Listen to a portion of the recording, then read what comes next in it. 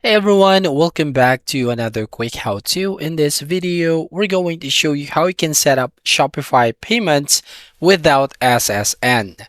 First up here, open up your Shopify account, as you can see here on your screen, and then click on the settings right here at the bottom left corner of your screen. Now here on your settings, as you can see right here, you want to go here on payments. So basically here you can find if you have Shopify payments available as a method right over here. Now, if you don't have yet, what you're going to do now is go to store details. So then edit the billing information right from here. So click this edit icon right here. And then we're going to set this to a location wherein Shopify payments is available. So we're going to the United States right here. And then you have to enter the legal business name. And also you can input the address.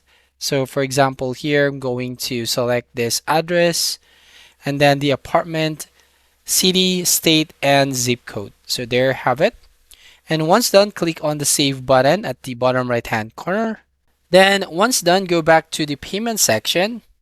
So right from here, now here we have the Shopify payments available.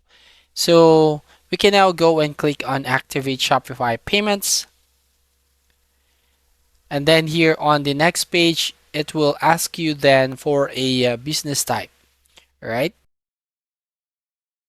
So click on the drop down menu, then select the business type right here. So in this sample, I'm going to select LLC. And then again, you should provide your details. Then at the bottom, you will see here your SSN or Social Security number. But the alternative way of this one is you can provide your EIN if you don't have SSN. So if you're not on the United States, obviously you don't have SSN. You would have an EIN or Employment Identification Number. You can't actually skip this option. Basically, you can skip this box right here.